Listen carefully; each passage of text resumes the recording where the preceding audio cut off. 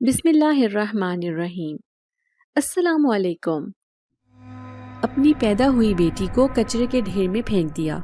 اسے جنات لے گئے۔ 19 سال بعد جب وہ جنات کے گھر کام کرنے گئی تو بڑی بی کا رویہ بڑا ہی پراسرار اور عجیب سا تھا، بلکہ اس حویلی میں رہنے والے سب لوگوں کا رویہ ہی عجیب سا تھا۔ ان لوگوں کی باتیں، رہن سہن، سب کچھ ہی دوسرے لوگوں سے بالکل الگ تھلگ تھا۔ دوسرے لوگوں سے بہت ہی زیادہ مختلف لوگ تھے۔ میں جب ان لوگوں سے ملی اور ان لوگوں کی باتیں سنی تو میں چونک گئی تھی۔ ان کی ملازمائیں عجیب باتیں کیا کرتی تھیں، بلکہ کبھی کبھی تو بہت ہی عجیب زبان بولنے لگتی تھی کہ میں ان کے منہ کی طرف دیکھنا شروع ہو جاتی تھی۔ مجھے ان کی زبان سمجھ نہیں آتی تھی۔ بڑی بی نے میری ڈیوٹی لگائی تھی کہ میں چھوٹی بچی کا خیال رکھوں جس کا نام شہر بانو تھا۔ شہر بانو 5 سال کی تھی اور بہت ہی خوبصورت اور معصوم سی بچی تھی۔ اس کے نین نقش بہت زیادہ پیارے تھے، آنکھیں بہت گہری تھی جن پر ہر وقت ایک سرخی مائل لکیر رہتی تھی۔ وہ مجھ سے کم وقت میں بہت ہی زیادہ مانوس ہو گئی تھی۔ مجھے بھی اس سے عجیب سی انسیت ہو گئی تھی۔ اس کو دیکھ کر مجھے اپنی سگی بیٹی یاد آ جاتی تھی، اور جب جب مجھے اپنی سگی بیٹی یاد آتی تو میں ٹھنڈی آہ بھر کر رہ جاتی تھی اور سوچتی تھی نہ جانے میری بیٹی کس حال میں ہوگی اور کیا کر رہی ہوگی۔ یہ بھی ہو سکتا ہے کہ وہ اس دنیا سے رخصت ہو چکی ہو یا اسے جنگلی جانور کھا چکے ہوں۔ جب اس طرح کی سوچ میری ذہن میں آتی تھی اور گردش کرتی تو میں بے چین ہو جایا کرتی تھی۔ میری آنکھوں سے آنسو موتیوں کی طرح بہہ نکلتے تھے۔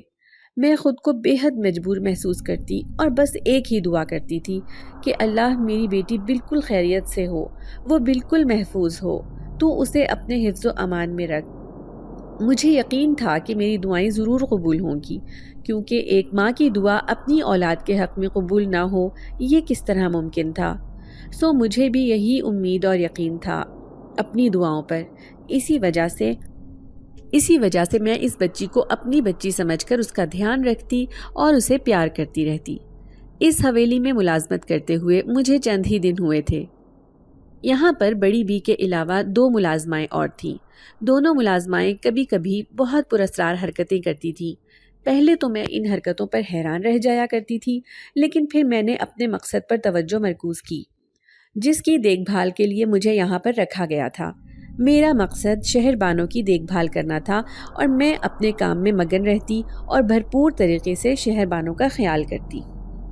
بڑی بی نے میری ڈیوٹی ہر وقت شہر بانو کے ساتھ لگا دی تھی۔ وہ میرے ساتھ ہی سوتی تھی اور ہر وقت میرے ساتھ رہا کرتی۔ اب اس کے اسکول میں داخلہ کروانے کی باری آئی تو بڑی بی نے کہا کہ میں اسے خود ہی چھوڑنے اور لینے جایا کروں۔ بڑی بی کو مجھ پر بہت زیادہ اعتبار تھا، اس لیے وہ چاہتی تھی کہ میں خود ہی اس کا خیال رکھوں۔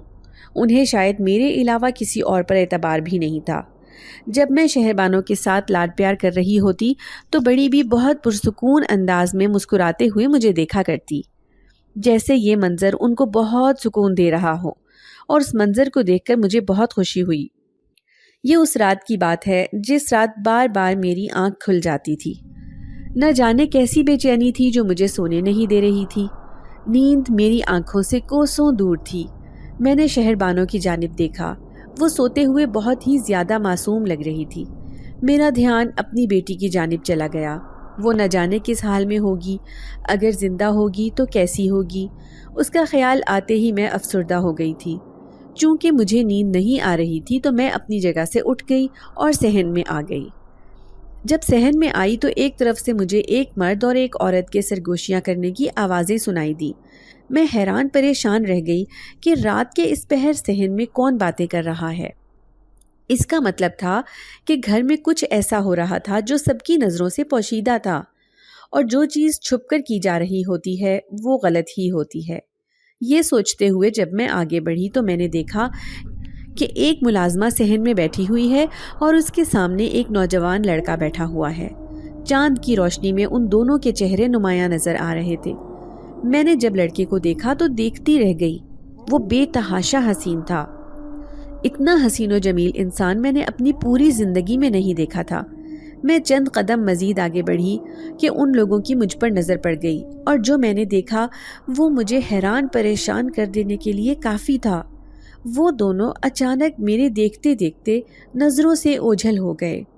ان کے ایک دم سے غائب ہونے کی وجہ سے میں بہت زیادہ پریشان ہو گئی تھی اور مجھ پر خوف سے کپ کپی طاری ہو گئی تھی۔ بھلا کوئی انسان کیسے ایک دم سے غائب ہو سکتا ہے؟ میں یہی سوچتے سوچتے واپس کمرے میں آ گئی، مگر اس کے بعد میں سو نہیں سکی۔ صبح کے قریب جا کر میری آنکھ کھل گئی تو شہر بانو نے مجھے اٹھا دیا۔ اس نے اسکول جانا تھا اور مجھے اسے اسکول جانے کے لیے تیار کرنا تھا۔ میں اس کے ساتھ کمرے میں آئی تو وہ ملازمہ سامنے کھڑی تھی۔ اس نے یوں ظاہر کیا جیسے کوئی بات ہی نہ ہوئی ہو، مگر میرے دل میں جو خوف بیٹھ چکا تھا وہ اتنی آسانی سے نہیں نکل سکتا تھا۔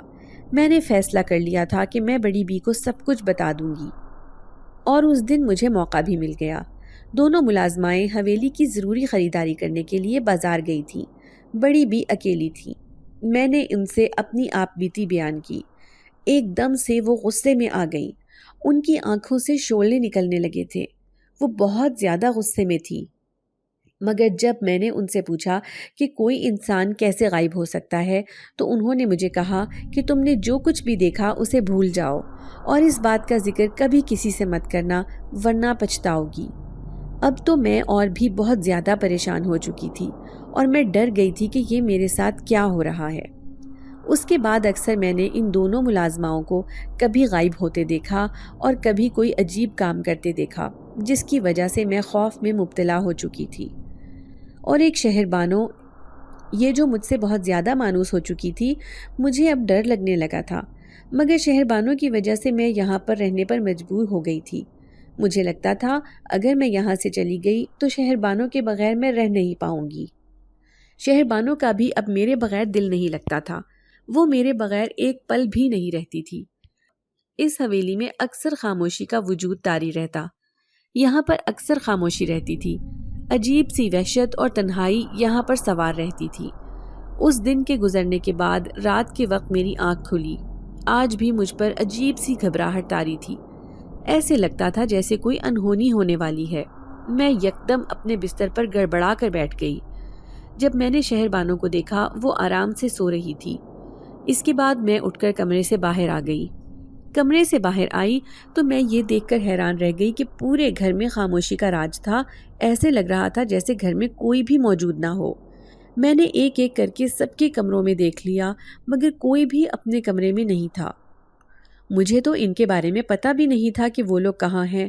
مجھے ان کی کوئی خبر نہیں تھی، نہ ہی وہ لوگ مجھے بتا کر گئے تھے کہ آج ان لوگوں نے کہیں جانا ہے۔ میں ابھی یہی سوچ رہی تھی کہ کچن سے مجھے کسی کی آواز سنائی دینے لگی اور میرے دل کو تسلی ہو گئی کہ میرے علاوہ گھر میں کوئی اور بھی موجود ہے۔ مجھے ویسے بھی اس وقت پیاس ستا رہی تھی۔ میں جوں ہی کچن میں گئی، وہاں ایک لڑکی کھڑی تھی۔ اس کے بال کھلے ہوئے تھے اور اس کی میری طرف کمر تھی۔ وہ شاید کھانا بنانے میں مصروف تھی اور میں حیران پریشان تھی کہ رات کے اس پہر کس کے لیے کھانا بنایا جا رہا ہے۔ اور میں پھر اس لڑکی کی طرف آگے بڑھی اور اس سے پوچھنے ہی والی تھی کہ وہ لڑکی میری طرف مڑی اور اس کا چہرہ دیکھ کر میرے منہ سے زوردار چیخ نکل گئی۔ وہ بہت ہی زیادہ خوفناک تھی۔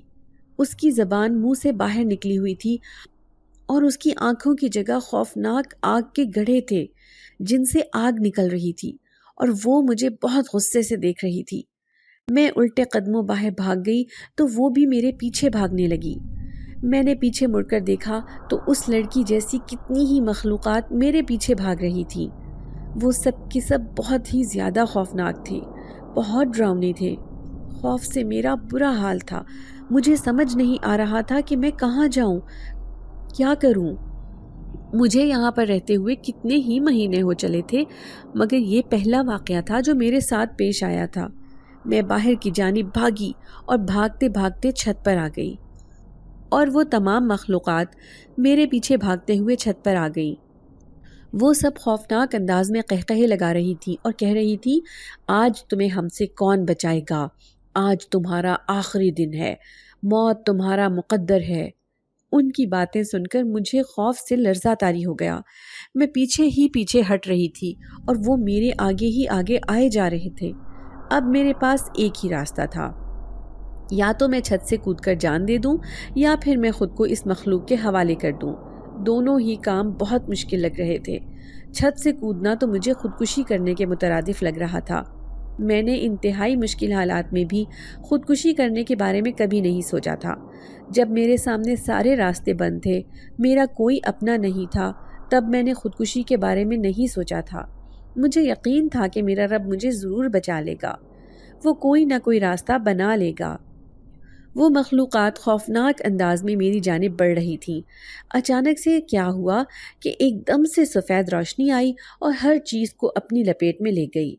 میں دنیا و ما فیہا سے بے خبر ہو گئی تھی، اور اگلے دن جب مجھے ہوش آیا تو میں اپنے کمرے میں لیٹی ہوئی تھی۔ کمرے سے باہر آنے کے بعد مجھے سب سے پہلے بڑی بی نظر آئی۔ وہ مجھے تشویش زدہ نگاہوں سے دیکھ رہی تھی۔ میں نے آتے ساتھ ہی بڑی بی کو رات کا تمام واقعہ سنایا، جسے سن کر وہ بولی، ایسا کیسے ہو سکتا ہے؟ ہم سب لوگ تو گھر میں ہی تھے۔ یقیناً تم نے کوئی بہت برا خواب دیکھا ہے، اور اس خواب کا تم پر بہت برا اثر ہو گیا ہے۔ میں نے ان کو خود پر یقین دلانے کی کوشش کی کہ میں نے جو کچھ بھی دیکھا تھا وہ یقیناً سچ تھا، وہ خواب نہیں بلکہ حقیقت تھی، مگر بڑی بی کسی طور بھی میری کوئی بات ماننے کے موڈ میں نہیں تھی۔ ان کا کہنا تھا کہ میں نے کوئی خواب ہی دیکھا ہے۔ میں نے بھی پھر ان کے ساتھ بحث کرنا ضروری نہیں سمجھا، کیونکہ میں جانتی تھی کہ انہوں نے کبھی بھی میری بات کا یقین نہیں کرنا۔ اس کے بعد میرے ساتھ بہت ہی عجیب و غریب واقعات ہونے لگے۔ مجھے کبھی کبھی اپنے پاس سے بہت میٹھی اور بھینی بھینی خوشبو محسوس ہوتی تھی، جو مجھے بہت سکون دیتی، اور میرا دھیان کسی بھی چیز سے اچانک ہٹا دیتی تھی۔ ایسے لگتا تھا جیسے کوئی میرے ساتھ ہر وقت موجود ہے، جو مجھے دیکھ رہا ہے۔ میں اسے حقیقی چیز تصور کرتی تھی۔ ایسے لگتا کوئی میرے ساتھ چل رہا ہے، یا میں بیٹھی ہوتی تو مجھے اپنے چہرے پر کسی کی نظروں کی تپش کا احساس ہوتا۔ میرے ادھورے کام مکمل ہونے لگے تھے، اور کبھی کبھی جب میں کوئی کام کرنے لگتی تو وہ کام پہلے سے ہی پورا ہو جایا کرتا تھا۔ میں اکثر بڑی بی سے پوچھا کرتی تھی کہ شہر بانو کی حقیقی ماں کہاں ہے، اور آپ کا اس کے ساتھ کیا رشتہ ہے؟ تب وہ مبہم انداز میں مسکرا دیا کرتی اور کہتی کہ میرا اس کے ساتھ دل کا بہترین رشتہ ہے، اور اس کی حقیقی ماں اس کے بہت قریب ہے۔ مجھے تو یہاں رہتے ہوئے کتنے ہی مہینے گزر چلے تھے، میں نے تو آج تک شہر بانو کی ماں کو نہیں دیکھا تھا۔ میں کسی سے بھی اس کے بارے میں پوچھتی تو وہ ٹال دیا کرتا تھا، اور میں اکثر یہ سوچتی رہ جاتی تھی کہ شہر بانو کی شناخت چھپانے میں آخر کیا مقصد شامل ہے۔ انہی دنوں میں یہاں پر ایک اور عورت بھی آ گئی تھی، جنہیں بڑی بی نے اپنی بیٹی بتایا۔ اس کی شکل بھی بڑی بی سے بہت زیادہ ملتی تھی۔ وہ بہت اچھی اور ملنسار عورت تھی۔ اس نے مجھ سے میرے بارے میں پوچھا کہ تم کون ہو، اپنے بارے میں مجھے سب کچھ بتاؤ۔ میں نے گہری سانس لی اور اس سے کہا کہ میرے پاس اپنے بارے میں بتانے کے لیے کچھ بھی نہیں ہے۔ اب کی بار وہ حیرت زدہ رہ گئی اور کہنے لگی، کیوں، تمہارے پاس کچھ بھی کہنے کے لیے کیوں نہیں ہے؟ میں نے اس سے کہا، تم مجھے فالتو شے ہی سمجھ لو، جسے دنیا میں بنا مقصد کے بھیج دیا گیا ہے۔ یہ کہتے ساتھ ہی میری آنکھوں سے آنسو بہہ نکلے، اور میں آسمان کی طرف دیکھ کر ایک ٹھنڈی آہ بھر کر رہ گئی۔ اب کی بار اسے غصہ آ گیا اور وہ چیخ کر بولی کہ کیا تم نہیں جانتی کہ میرے رب نے کسی کو بھی بلا مقصد نہیں پیدا کیا؟ ہر انسان کی زندگی کا کوئی نہ کوئی مقصد ہوتا ہے، اور اللہ کو اپنے سب بندے بہت محبوب ہوتے ہیں۔ اللہ کے لیے سب بندے برابر ہیں۔ ہاں، بس جو زیادہ عبادت کرتا ہے، جس میں تقویٰ سب سے زیادہ ہوتا ہے، وہ اللہ کے زیادہ قریب ہوتا جاتا ہے۔ اب میں کچھ اس کی باتوں کی قائل ہو رہی تھی، اور دل ہی دل میں شرمندہ ہو رہی تھی۔ اس نے کہا کہ مجھے اپنے بارے میں سب کچھ بتاؤ، بچپن سے لے کر اب تک تمہارے ساتھ کیا ہوا ہے۔ پھر میں نے اسے اپنے بارے میں سب کچھ بتانا شروع کر دیا۔ میرا نام رامین ہے۔ میں بہت ہی زیادہ غریب طبقے سے تعلق رکھتی ہوں۔ جب سے پیدا ہوئی ہوں تب سے ہی بد نصیبی میرا پیچھا کر رہی ہے۔ غم، دکھ، درد مجھ سے جدا ہونے کا نام تک نہیں لے رہے۔ میں اس وقت محض 1 سال کی تھی جب میرے ماں باپ مجھ سے بچھڑ گئے تھے۔ اس کے بعد اپنے رشتہ داروں کے گھر میں رل کر پلتی رہی ہوں، کبھی کسی ایک کے گھر، کبھی دوسرے کے گھر۔ اسی چکر میں میری تعلیم بھی ادھوری رہ گئی تھی۔ میں محض پرائمری تک پڑھ سکی تھی، اس کے بعد مجھے اسکول چھڑوا دیا گیا۔ رشتے کی جس بھی مامی یا چاچی کو کام کی ضرورت ہوتی تھی، وہ کام کے وقت مجھے اپنے گھر میں لے جایا کرتی تھی۔ سارا دن کام کاج کروانے کے بعد بھی مجھے کھانے کو برائے نام ہی ملتا تھا۔ ایک دن میں اپنے رشتے کے ماموں کے گھر میں تھی۔ مامی نے پورے مہینے کے کپڑے اکٹھے کر کے دیے تھے اور ان کو دھونے والی میں اکیلی ذات تھی۔ اس کے ساتھ ساتھ وہ مجھ سے گھر کے باقی کام بھی کروا رہی تھی۔ میں ساتھ ساتھ کپڑے دھو رہی تھی، ساتھ ساتھ چھت پر کپڑے ڈال بھی رہی تھی۔ ماموں کی 2 بیٹیاں بھی تھیں جو اس وقت بیٹھی فلم سے محظوظ ہو رہی تھیں۔ انہیں اتنی بھی توفیق نہیں ہوئی تھی کہ وہ کام میں میرا ہاتھ ہی بٹا دیتی۔ میں جب چھت پر کپڑے ڈال رہی تھی، سامنے ہی ایک لڑکا کھڑا تھا۔ میں نے اس لڑکے پر دھیان نہیں دیا۔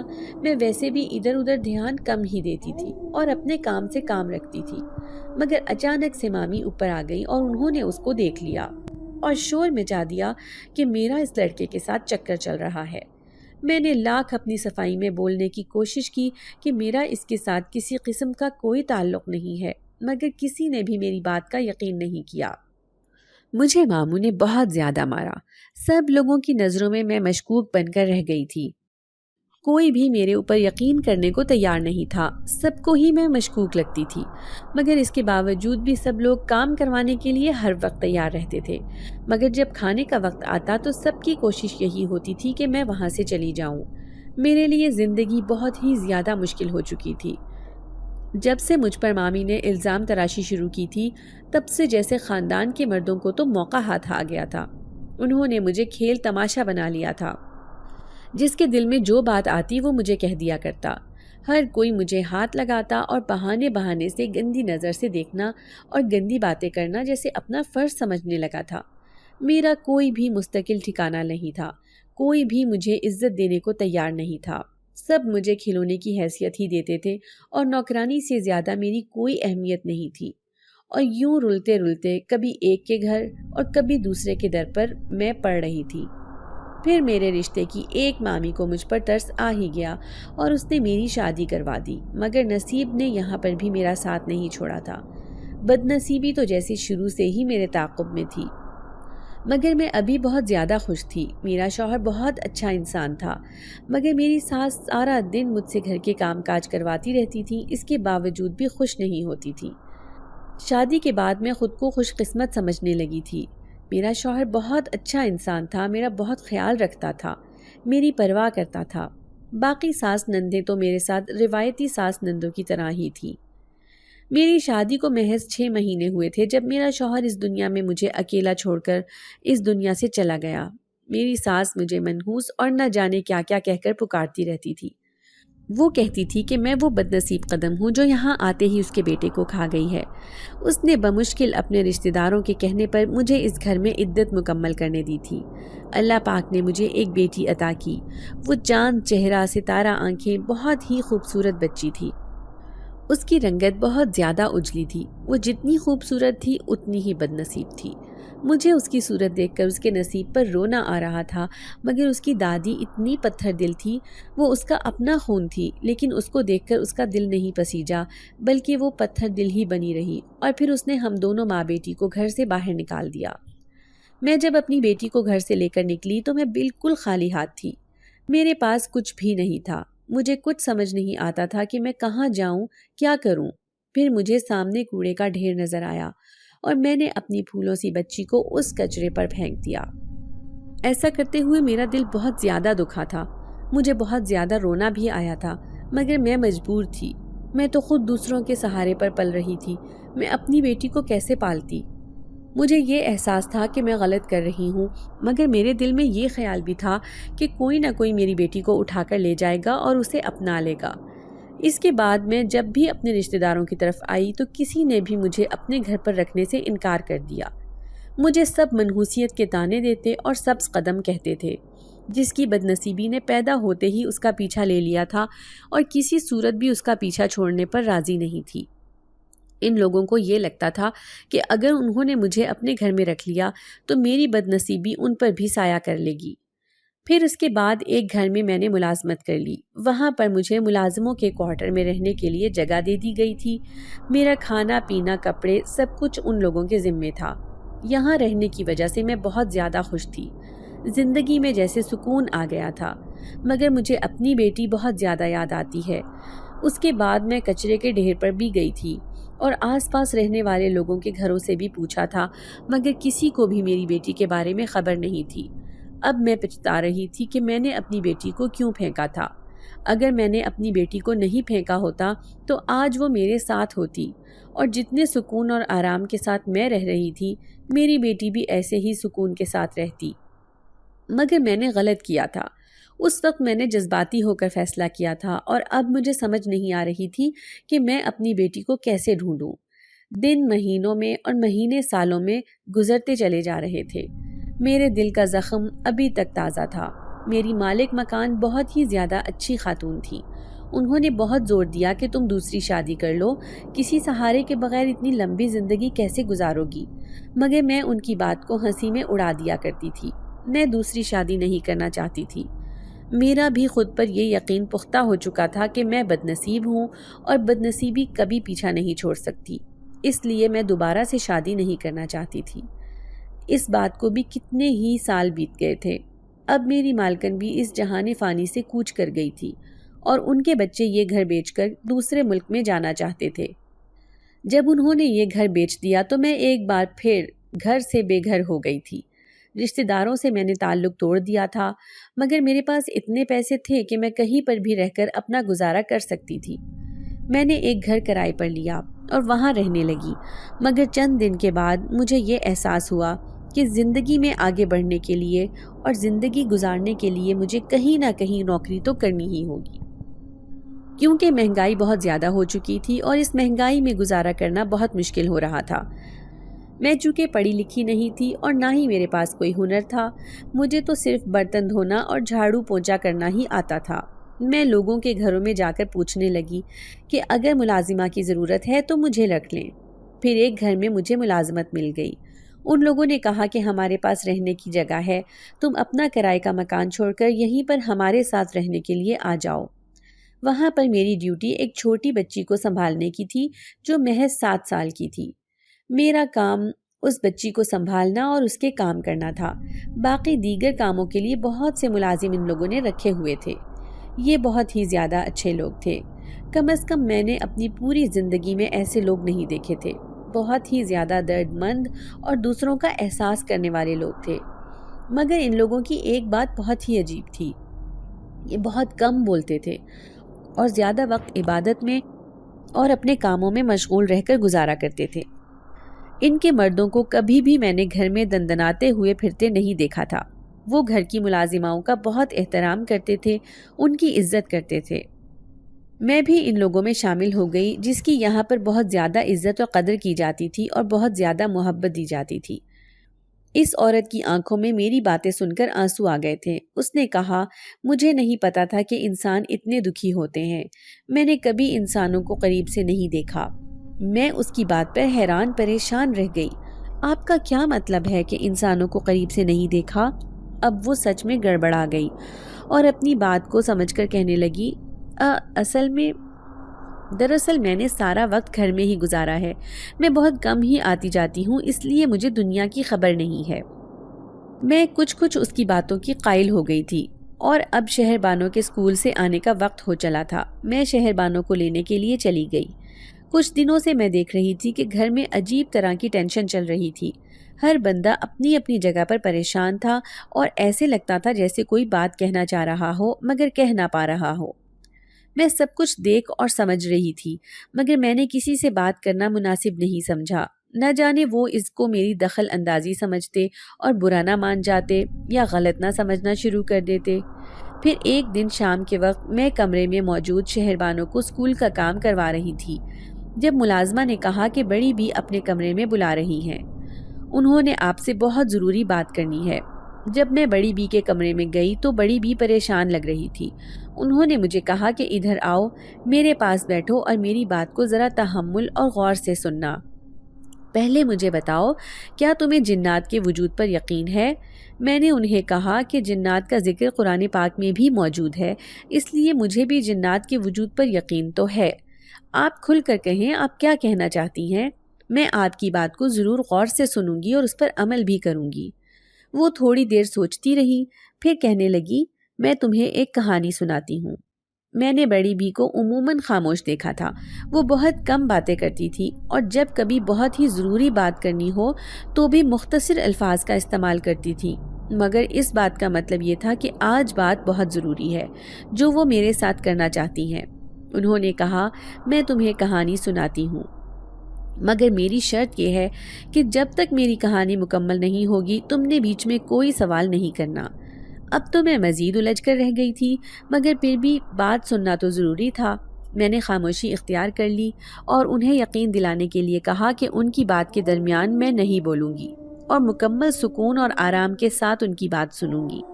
انہوں نے کہا، سب سے پہلے تو میں تمہیں ایک جن زادی کی کہانی سناتی ہوں جو خود بہت ہی زیادہ دولت مند تھی، مگر وہ اولاد کی نعمت سے محروم تھی۔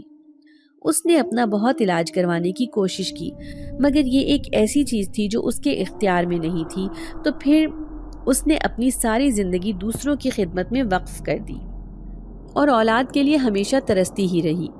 پھر ایک دن اسے ایک بچی ملی۔ وہ بہت ہی بدنصیب بچی تھی۔ وہ ایک انسان کی بیٹی تھی جس کا باپ اس کے پیدا ہونے سے پہلے مر گیا تھا، اور وہ محض چند ماہ کی تھی جب اس کی ماں نے اس کو کچرے کے ڈھیر پر پھینک دیا اور چلی گئی۔ ایسا نہیں تھا کہ اس کی ماں کو اس سے محبت نہیں تھی، بلکہ اس کی محبت کے ہاتھوں وہ مجبور تھی۔ اس کے پاس اپنے کھانے کے لیے کچھ نہیں تھا، وہ اپنی بیٹی کا پیٹ کیسے پالتی؟ اس جن زادی کی نظر اس بچی پر پڑی۔ اسے کچرے کے ڈھیر پر پڑے ہوئے دیکھ کر اس جن زادی کو بہت دکھ ہوا۔ وہ اسے وہاں سے اٹھا کر لے گئی اور شہزادیوں کی طرح رکھا۔ میں کہانی دم سادھے سن رہی تھی۔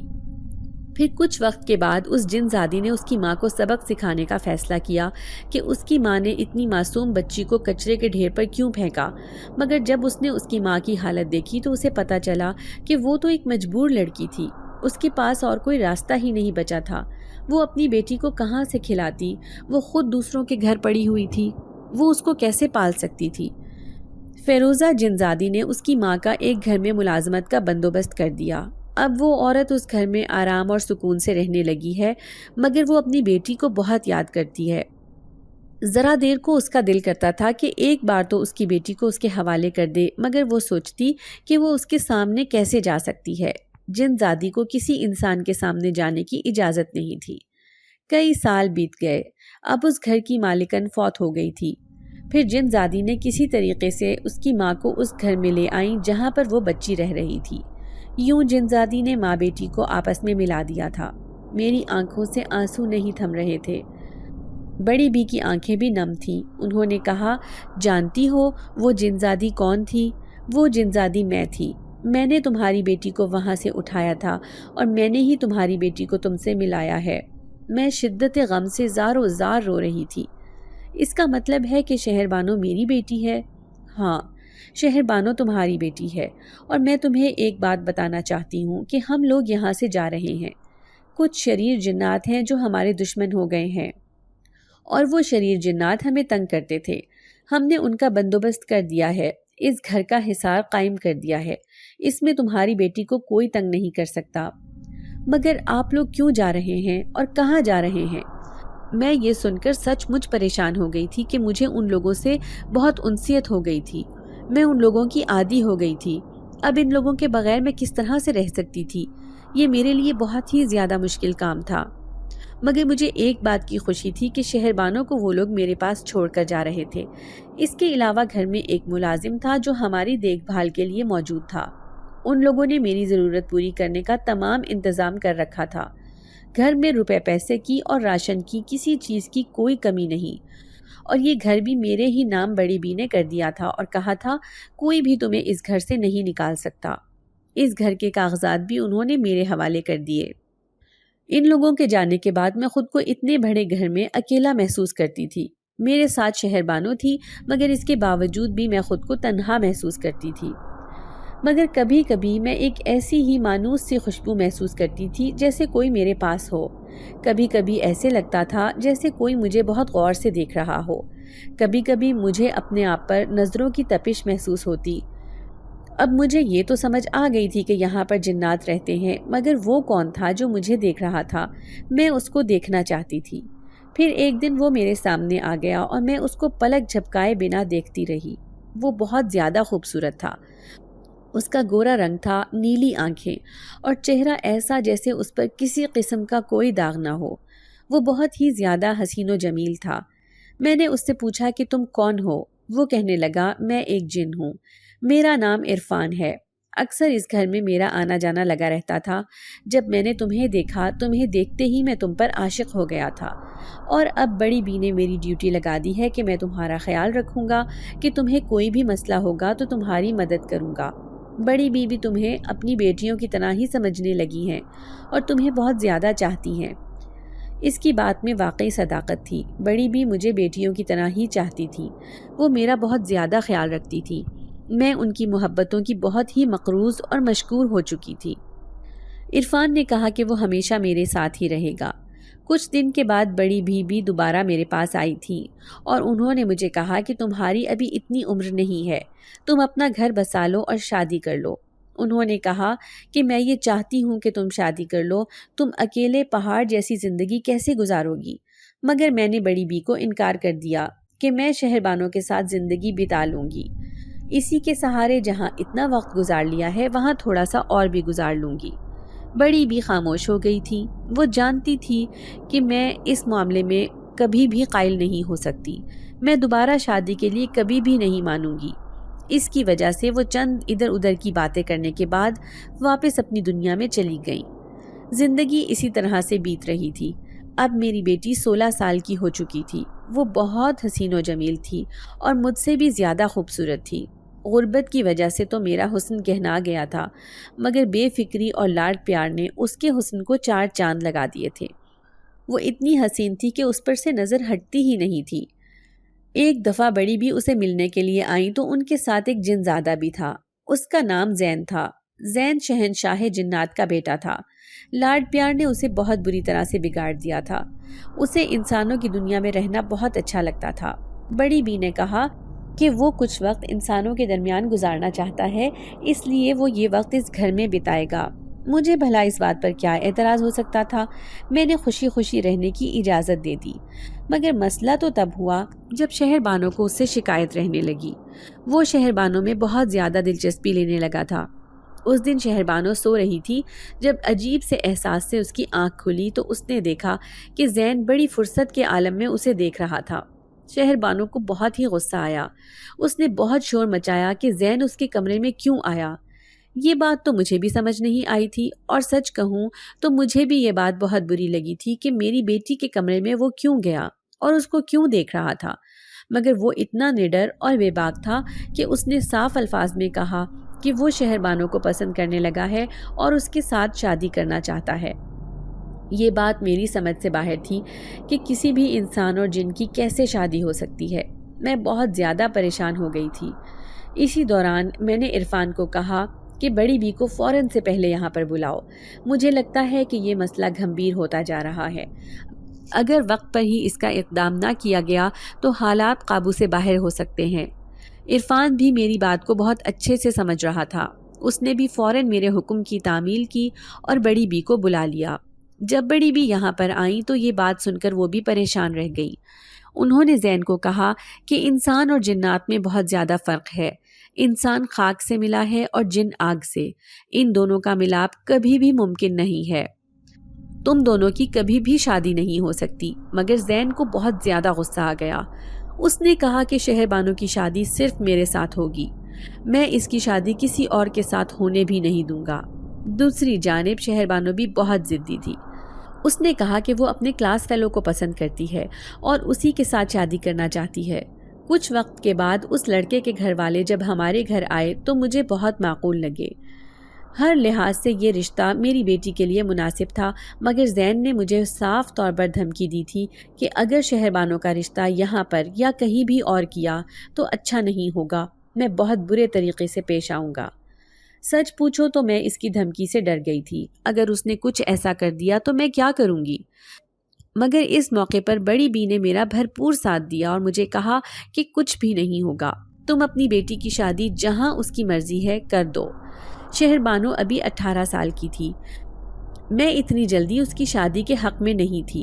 بڑی بی نے کہا ابھی اس کا صرف نکاح کر دو، شادی کچھ سال کے بعد کر لینا، جب نکاح ہو جائے گا تب وہ جنزادہ کچھ بھی نہیں کر سکے گا۔ مجھے یہ تجویز بے حد معقول لگی تھی۔ میں نے یہ فیصلہ کر لیا تھا کہ ابھی اس کا نکاح کر دیتی ہوں، شادی کچھ عرصے بعد کر لیں گے۔ مگر جب اس جن زادے کو پتہ چلا تو وہ غصے سے آگ بگولا ہو گیا۔ اس نے کہا، میں دیکھ لوں گا تم لوگ کیسے اس کی میرے علاوہ کہیں اور شادی کرتے ہو۔ میں اس کی دھمکیوں سے بہت گھبرا گئی تھی، مگر بڑی بھی اس کو کسی بھی خاطر میں نہیں لا رہی تھی۔ انہوں نے کہا، تم نے جو کرنا ہے کر لو۔ انہوں نے شہربانو کی سیکیورٹی اور ٹائٹ کر دی تھی اور اس کے کمرے کا پہرا رکھنے کے لیے بہت سے جنات کو مقرر کر دیا اور شہربانو کو کہا کہ کسی بھی صورت کمرے سے باہر نہیں نکلنا۔ شہربانو کا نکاح تھا۔ جنزاد زین کا کہیں اتا پتہ نہیں تھا کہ وہ کہاں ہے، کیا کر رہا ہے۔